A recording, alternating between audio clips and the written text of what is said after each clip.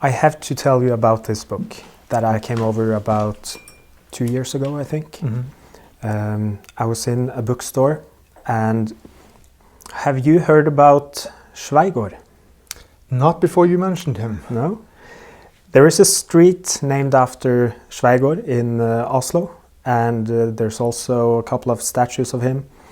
So I think many have heard the name Schweigaard, and but few people, I guess, have read what I consider to be his most important work, which is a youth work that he wrote when he was fairly young, and it's called On the German Philosophy.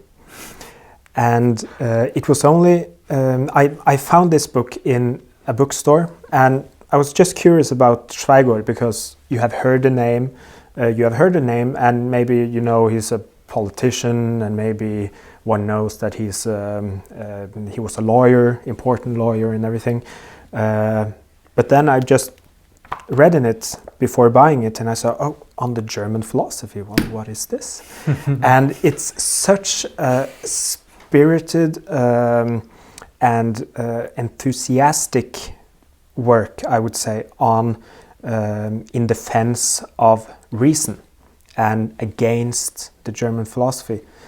And what is interesting is that he wrote this piece in 1835. That was just while amazing. Hegel was still alive. Well, That's amazing. Well, he died in 30, didn't he? Wasn't he 37? Or anyways. Well, I know. Well, Constable was still alive. Yes. John Constable was still alive. Yeah. I was so happy that you sent me some images from that book, because it's so strange. It falls right in line with what I've been listening to James Lindsay talking about Hegel as the sort of the grandfather of woke, the direct ancestry from Hegel up to woke and what is going on today.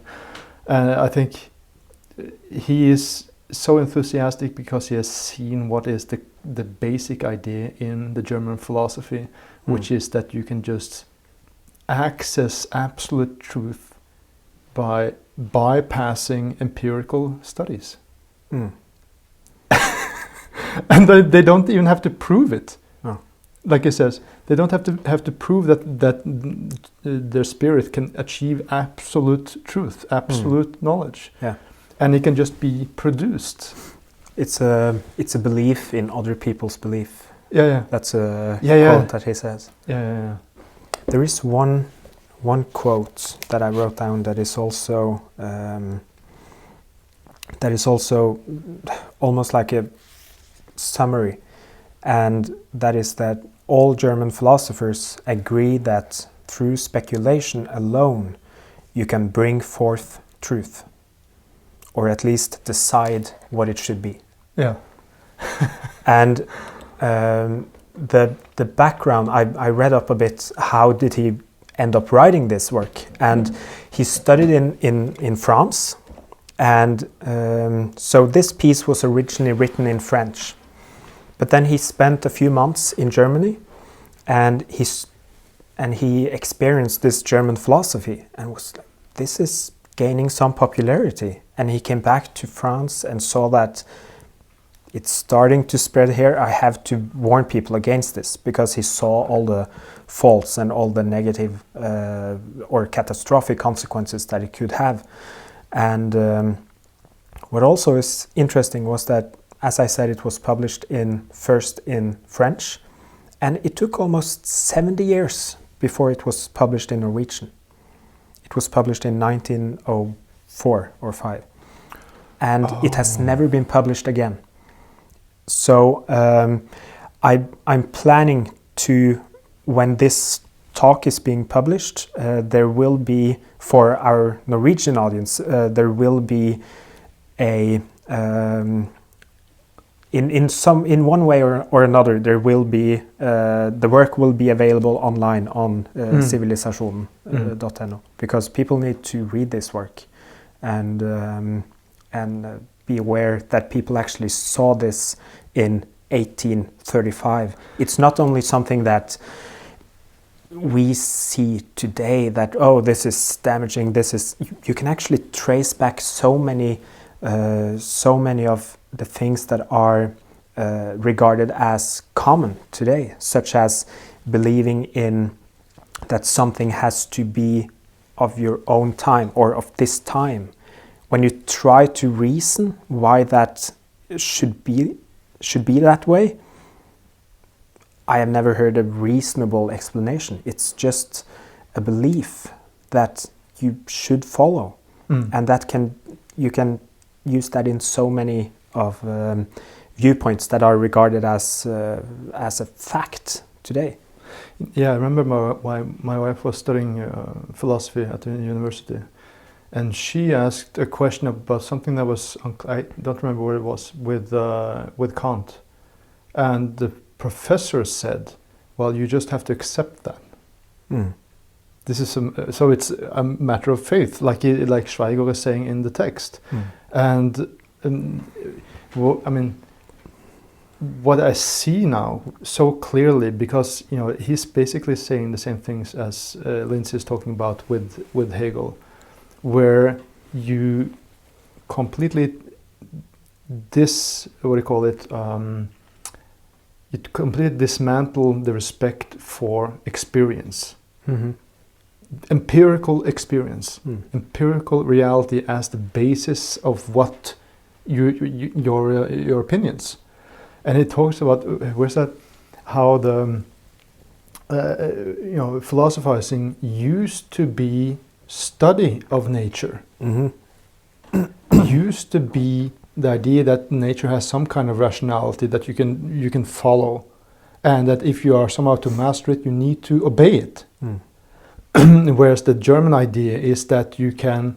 It's really a question of incredible hybris, that you can just dictate reality. Yeah.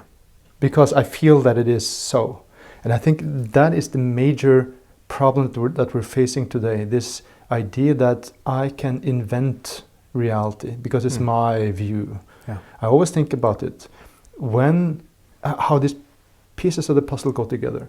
When Monk is saying that the audience cannot understand that to me the sky is green, then that is based on German philosophy. Yeah. And I think we are conditioned today to, this whole wokeness thing just amplifies what Schweigaard is describing, almost 200 years ago. He saw those things then, but they've just gotten much more potent somehow. And I was thinking that another thing is that these ideas have been exemplified, and we've gotten used to them through what we see as art today. That this thing in itself, the actual object that we're looking at, is not important because it points to something behind it, and then you get into this idea of achieving absolute truth, right? And I think when you have accepted that, then it's very difficult to get a whole culture back to the empirical way of thinking, where you can actually say, well, there is no proof of this. Yeah. And I think, this is also tying back to the conversation we had on Brentano. How that circle, going away from the empirical, and how what constitutes a culture just disintegrates when you do that. Yeah. Yeah, and I remember on that talk I also brought the book of Schweigaard, but we went so much into Brentano that this important book was left behind. But then it's you were thinking about that connection already. Yes, yeah. And but one thing I think can be useful for talking about this is that he very early he's a very good. He has very good philosophical abilities because he starts out by defining what the problem is and what how he defines German philosophy, and that is so important. So you don't make this can you say that in English, like the straw man argument, that you attack something that is just in your head, and that is so important to have clearly defined what you are actually talking about. Just a side point, I was on this arrangement about rebuilding a classical building in Oslo.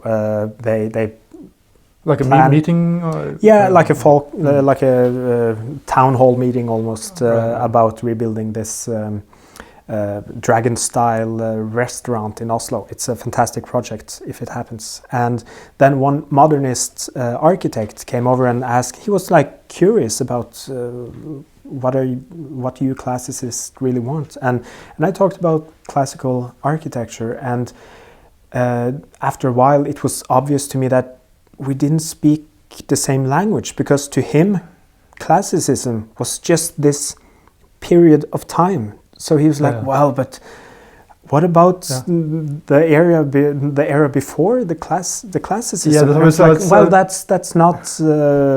That's not the point. That's classical values. You're using classicist in the sense of things that are timeless, that are it's not a particular style. Yeah, and that is where Schweigaard does a very good job, because he defines what he means with German philosophy. It's not philosophy from Germany. It's they have some things in common, and I just so I get all of them. I did write them down. So he argues, and he's clear that it's an argument, that there is one German philosophy. And what do they have in common? Well, first, they are random, and they want to create truth, not to seek it. So the first point, they are random. He talks about anarchy of spirit. That means that they're not following reason or following logical arguments. It's just plain anarchy. They can claim whatever they want. And then the second point, they create the truth, not seeking it. There is a lack of humbleness that I think belongs to a philosopher. And I will just take all the points. And then they replace reality with ideas. That's a related point. They deny the source of the ideas. That's also an interesting. And define them as intuitions or revelations. So they do not say that, I was inspired by this person, or it was just, it was intuition or something. And also a last point, the fact that it's thinkable makes it true. And then in summary, consciousness is primary, while reality is secondary. So you form reality after your ideas, not vice versa. And I think that's a clear and good definition of what he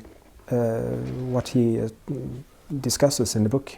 Absolutely, and I think when he also talks about what kind of tactic they use to drive this point home, which is just to repeat that it is so. Yeah.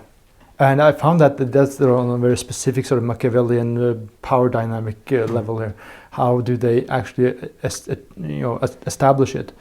Well, one thing he mentioned when he talks about the Hegelians specifically is that they don't engage in discussions. And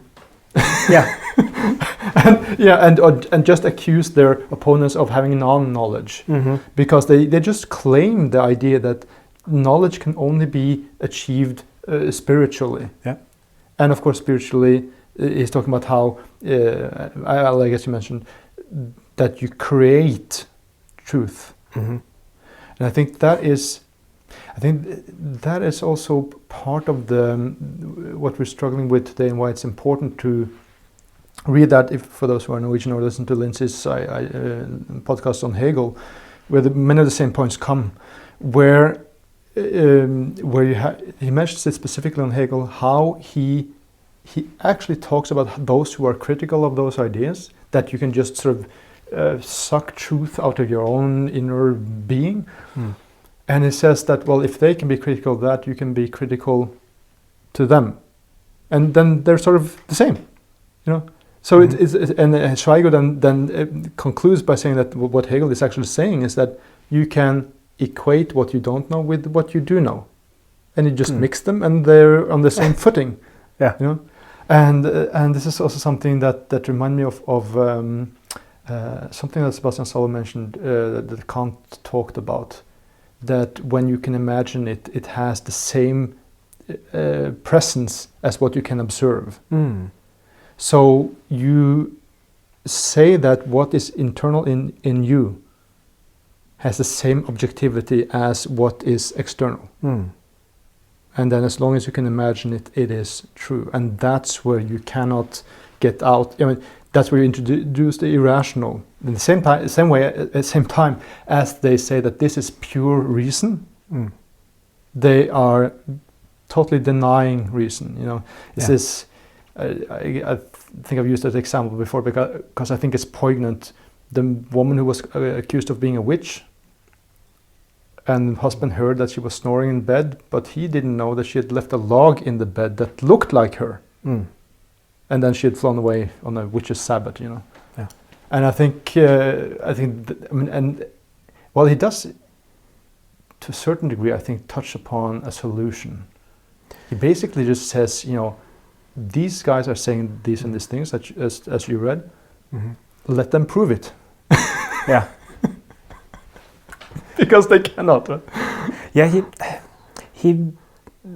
yes, maybe he touches upon a solution, but he doesn't present very much a solution. And I think the reason for that was that he was fairly confident in at least the French tradition at that time. With traces of rationalism and so I would guess probably that's why he doesn't present a solution to that large of a degree, and unfortunately he was quite naive in his book too, saying that I see that this is starting to spread in France and in some other parts of Europe, but there's no chance that this actually can become the norm or the popular, because the French tradition is much better than that. I think. But what does help is to understand the connection. Yeah, I think that's very important. That you, with what we're experiencing today, which is basically just the same thing but amplified, knowing that it has a specific source in specific books, specific ideas, makes you less scared of it, because it doesn't become this zeitgeist idea. It's just in the air. It becomes specific to a certain period and certain ideas, certain thinkers. And one thing that I haven't researched it enough, but I will try to do it, because I have read that although he didn't, his goal didn't succeed with philosophy, because he didn't engage much in philosophy. He was just a bright kid who wrote this. But he did succeed, I read, in transforming the direction of the Norwegian law praxis. And I'm not certain exactly what he did, but I've read, but I need to know the details, that the law as a field was going in the Germanic tradition, and then he managed to make it more rational in a way. and you can say that although the German philosophy is very present in today, and especially in culture, but also in the minds of people generally, I would say, but it has not conquered all fields, such as science in its best form. It hasn't yet conquered science, I would say. And maybe law is also a field that it hasn't conquered yet. With everything is subjective and right, no emphasis on facts and everything. Although none of these fields are perfect, they are at least they're not necessarily conquered by the German philosophy yet. And it would be interesting to see what he actually managed to change. And just having a thought experiment, how would the law be today if it actually was taken over by Germanic philosophy? Yeah, well, I think that's also what people are concerned with about today, that it will take over law as well. Yeah. And he does say that there are disciplines outside of philosophy that base themselves on, or that these ideas seep into other scientific disciplines than just philosophy. And then you have this idea that today, this discussion around decolonization, where they say that the way you produce knowledge, not seek knowledge in nature, but you produce it. You know, so they're speaking in the German idea, that you are creating knowledge, and then they're saying that the West has created this specific way of viewing knowledge, and that has to be dismantled. And at the very root of that lies the idea of philosophy as something based on reason, not the German version of reason, but empirical studies and having clear evidenced arguments. That has to be brought down so that things can be more just, because you have to give other people's ideas the equal respect, right? One opens the door to something very tragic or dangerous when arguing for taking away that basis of well, I think that basis of reality. It's and I think what Schweigaard was talking about is also that you have this idea where the ideas come before empirical reality. So when empirical reality tells you one thing, you go with the idea instead. You follow the idea, even though it doesn't match reality. You follow the idea, and that has been we've been conditioned to follow that idea for so long now that that's the problem, and that's why you have to counter somehow. And it does well.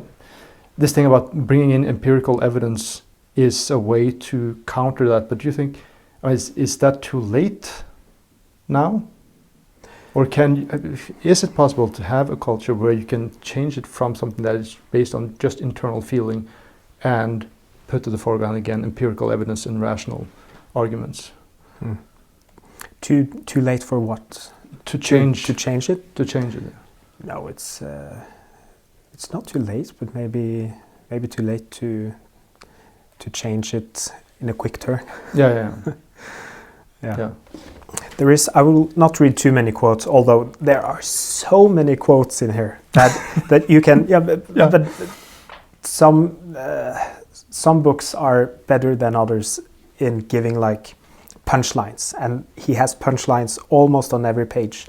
And there is one thing I think is very beautifully written that I've at least taken to my heart.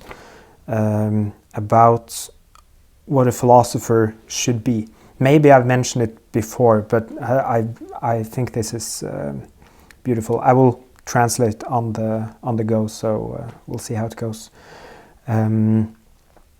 So he says that the German philosopher is no longer the old nobleman of a philosopher that used to be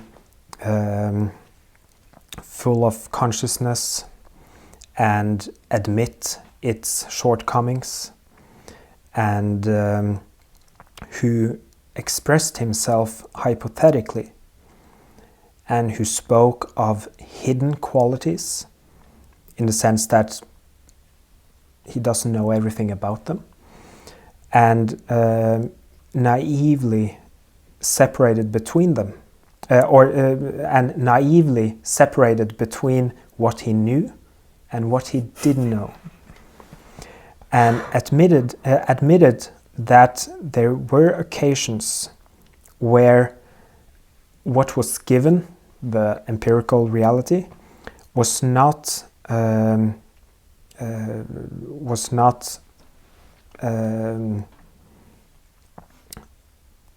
didn't know enough about what was there, the empirical reality, to give a certain result. And who also considered it important to, in advance, separate between possibility and reality, between what is certain and what is uncertain. And then he says the German philosopher is God's organ par excellence. And I think that is such an important value system, or actually a moral value system. It's to me it's a very important viewpoint to live after, and to argue, to go back, or to bring it forth to the woke and decolonization and everything, to claim that